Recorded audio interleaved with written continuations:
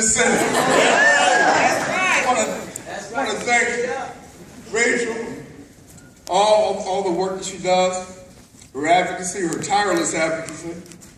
I want to thank my brother, who I've known for so long, Larry Rohr, Secretary Treasurer, Council 25, International Vice President. Give him another round of applause.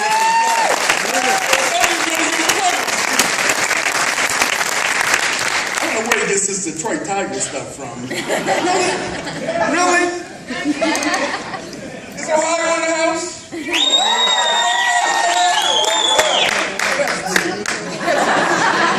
That's real. All right. Okay, good to be here. AFSCME Next Wave. Key activists in our union. Leaders who are taking us where we need to go. You know, sometimes we talk about Next Wave as if you're the leaders of tomorrow. Let me be real clear on this. Sisters and brothers, you are the leaders of today.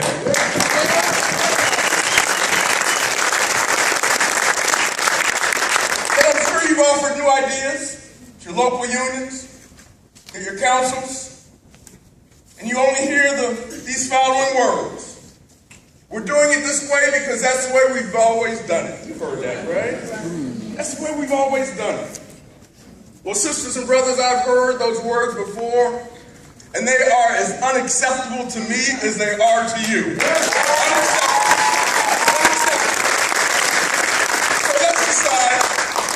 let's decide from this day forward to ban them from the AFSCME dictionary forever. You will never hear that come out of our mouths again. Now we know that although the words may vanish, the mindset behind them might be harder to get rid of. And let's face it, despite the best of intentions, there's a slight generation gap, just a slight one, between you and older leaders within our union. You know, you're sharing photos on Instagram, and they're using Instamatic cameras and developing the film at Walgreens. You know what I'm saying? You know what I'm talking about? You ask people in your local meetings to give you a follow Friday. They think you need directions to the rally. You tell them you're starting a Tumblr. They think you've fallen and can't get up. You're shopping in thrift stores for fashions we wore back in the day. We're looking at your clothes and wondering, how'd you get in my closet? You know what I'm saying? We definitely have differences, but sisters and brothers, that's not a bad thing.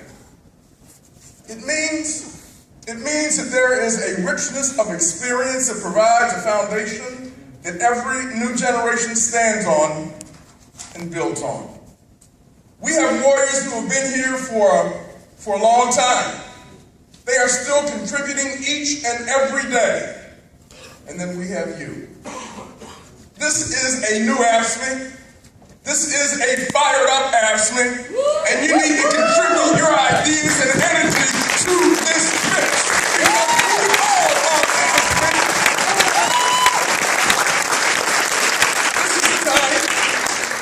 This is the time for leaders like Rachel. She's been an activist for just about as long as she's been working for the Erie County, New York Department of Social Services. She came in swinging, and Rachel hasn't stopped swinging yet.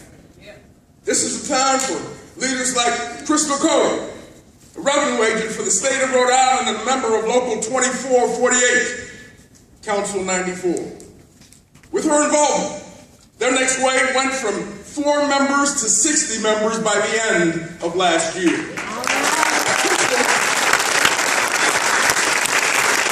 Crystal is a single mom. She works a second job, but she still finds time to grow the next wave. We've got committed, dedicated leaders throughout our union. And guess what? I'm looking at them right now. All of you, give yourselves a round of applause.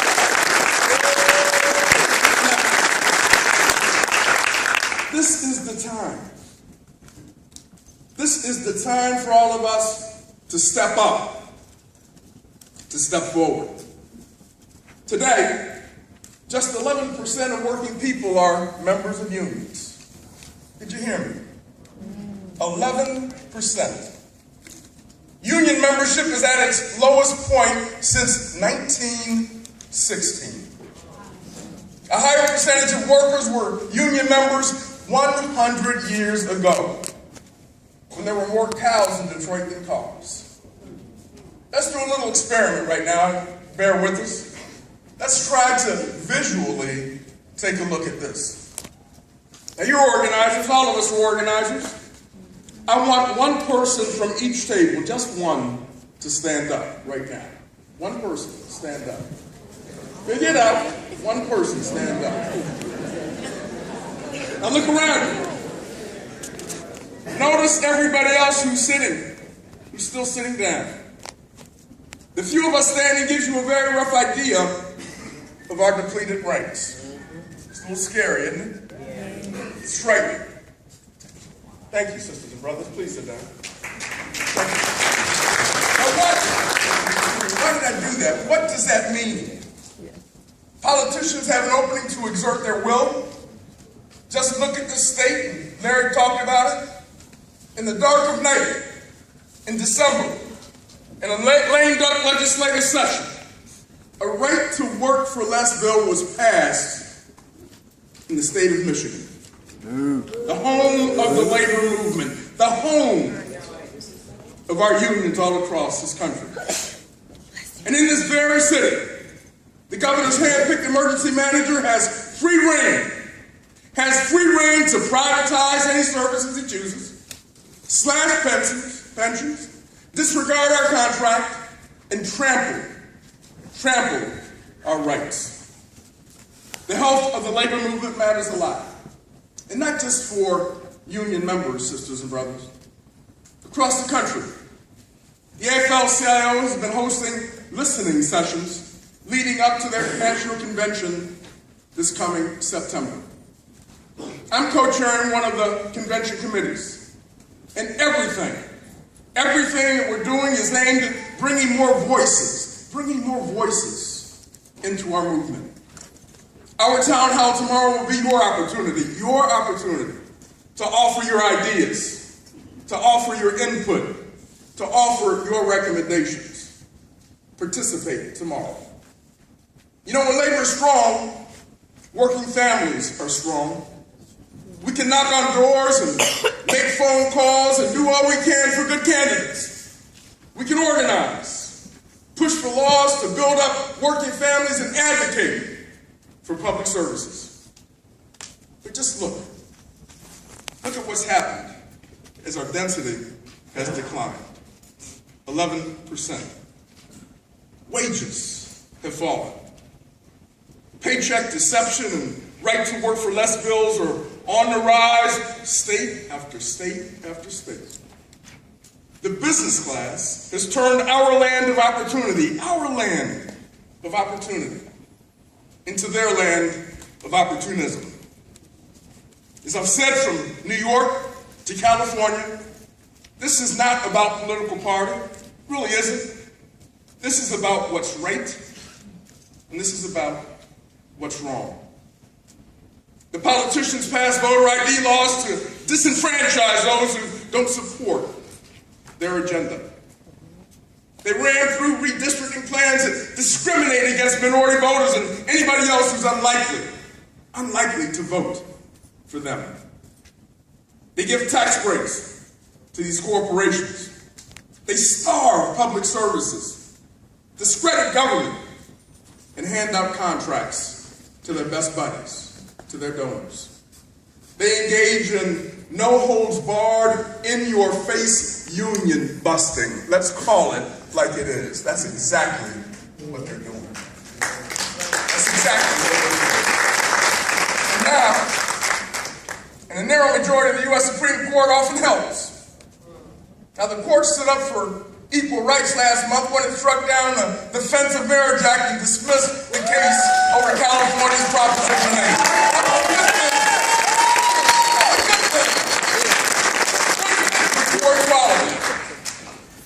But two of its decisions will make it harder to prove workplace discrimination. And on top of that, the conservative majority struck down key elements of a landmark piece of legislation, the Voting Rights Act of 1965. Since the days of Jim Crow, I'm not sure there's been a time in recent history when the nation's promise was so disconnected from its reality. I know this. I know this because I'm on the road every single week, and I'm talking to all of you, and I'm listening to your stories. You tell me you've moved back home. Hell, some of you never left because you can't afford to buy or rent a decent place on your own. Student loan debts hangs around your neck like an albatross. And it just got worse when interest rates just doubled last week, thanks to the Senate and the House of the United States. Just doubled.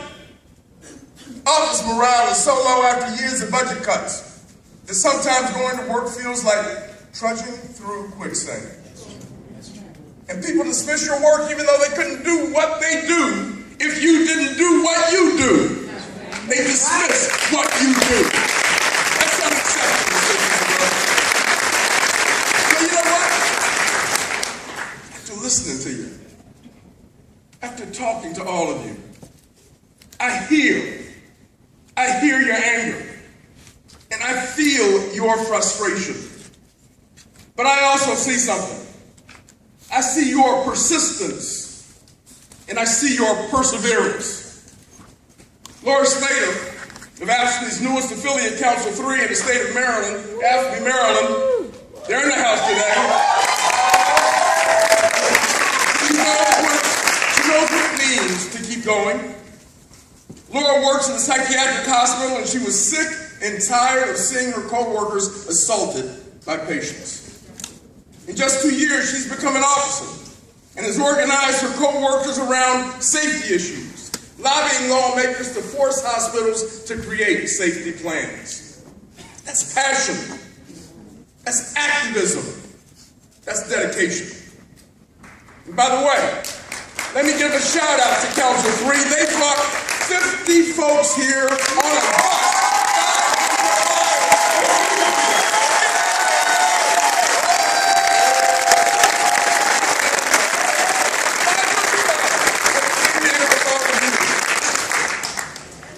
State of California. California's in the house.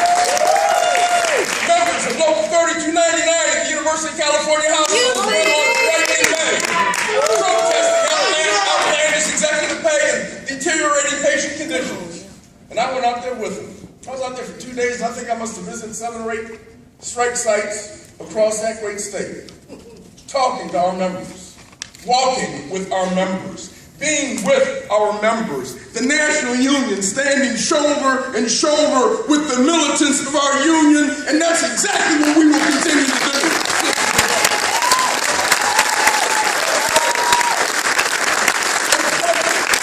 Brought new attention to what greed is doing to one of the finest educational institutions in the nation. And I just heard this. I was up in my room prior to coming down, and I got a call from Washington, D.C. And the president of the UC system, and we haven't been seeing eye to eye with him, he's resigning. He's resigning. He couldn't stand up to the president. And there's a sister that we know who's going to be taking over. Her name is Janet Napolitano. She's going to be taking over in September. And she's a friend. I want her to remember who AFSCME is, because as soon as she sits in that chair, we're going to be facing her, and we're going to tell her that our members deserve a decent contract in Local 3299. Now at the same time, student services employees at Washington's Evergreen State College, Local 443, Council 28. Went on strike after 16 months of stalled negotiations. And you know what? Because of their activism, because of their militancy, they got their first contract. Give them a round of applause. Keep fighting up all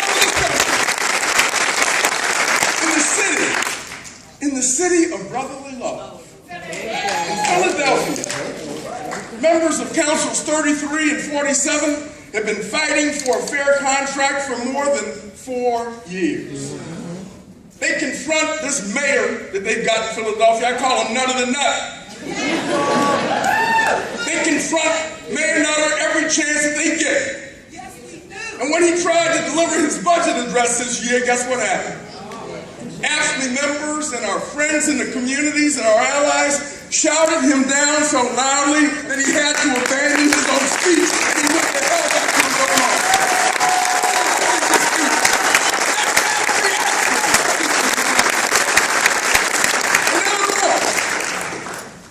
In Illinois, Governor Pat Quinn terminated AFSCME's collective bargaining agreement late last year without warning, without explanation, after months of a non-stop attack on our members.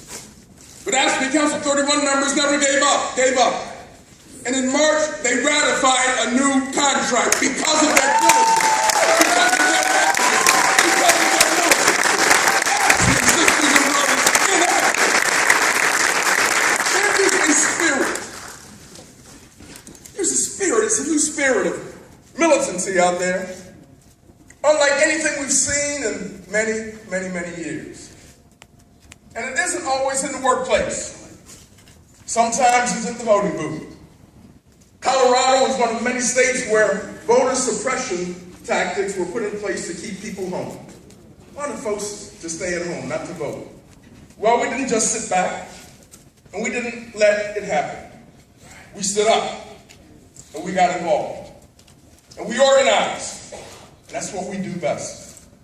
We motivated our allies and activists like Joseph Jaramillo, a member of Local 1335 and the Vice President of Council 76, spent weekends and evenings registering voters, and we got the vote out.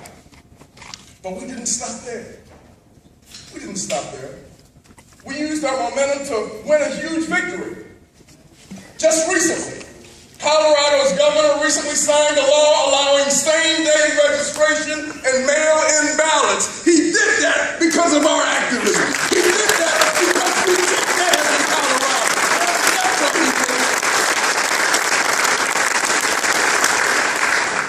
did. You know, this is a time, really is a time for us to make the most of each and every victory. And we've had our victories. But we've also had our share of defeats. As Dr. Martin Luther King Jr. once said, we are now faced with the fact that tomorrow is today. We are confronted with the fierce urgency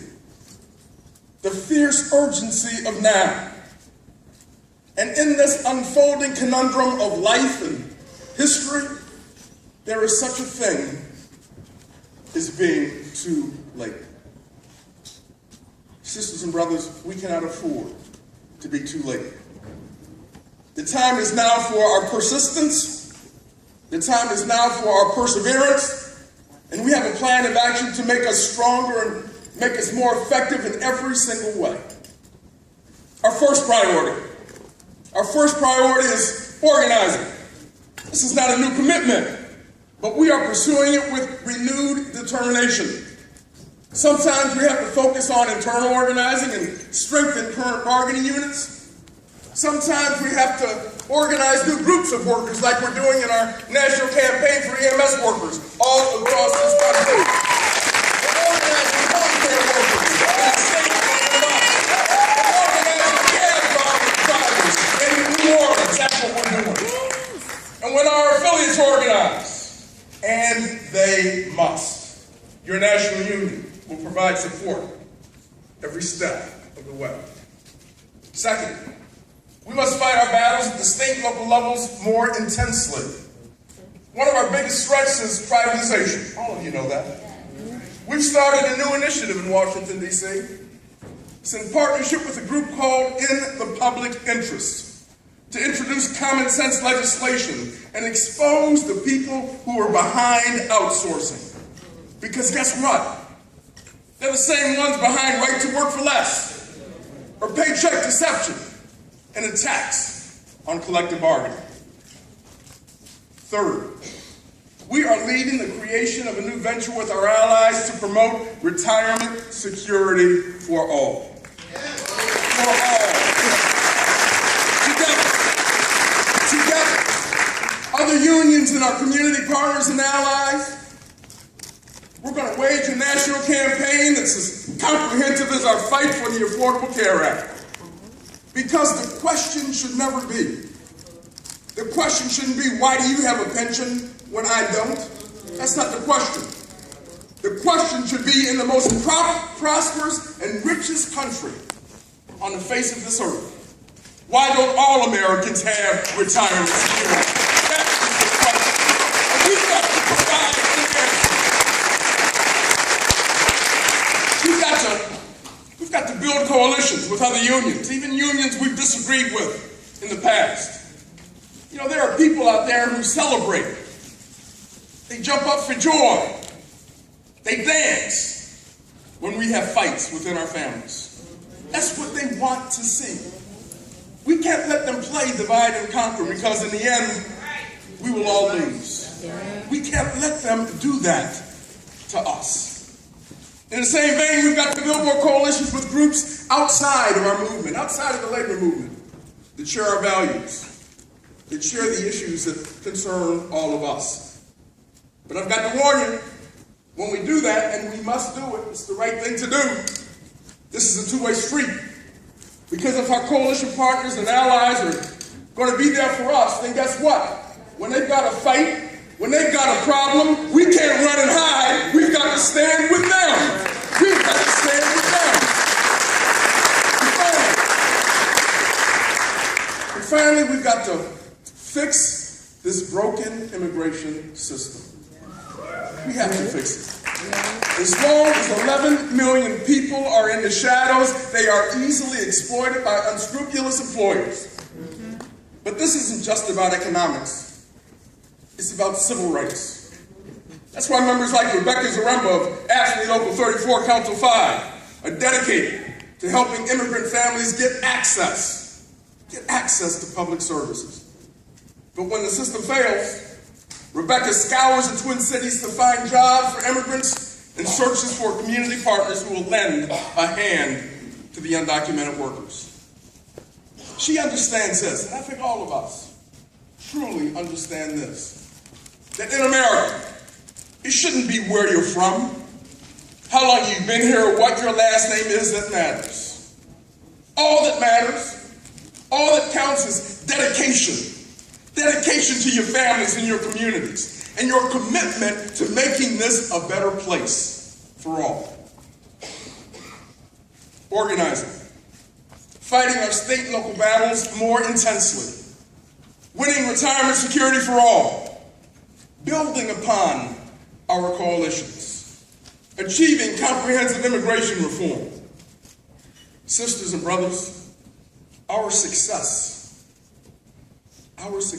depends on you.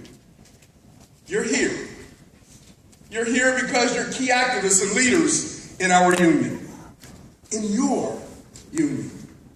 So just like they do in church, we're going to have an altar call. You know what an altar call is? You know what an altar call is, right? That's where the preacher asks you to make a commitment. Well, we're going to have our own version of an altar call. We're going to call it an AFSCME call, okay? And I'm going to ask you to make some commitments to your sisters and brothers sitting right next to you, to your co-workers and to your families and your friends all across this country. Sisters and brothers, will you voice your opinions at the town hall that we're having tomorrow? And talk about constructively rebuilding the labor movement, a powerful force that has strengthened working families for generations. Are you willing to do that? Yeah. If you're willing to do that, then stand up. If you're willing to do that, will you become a volunteer member organizer?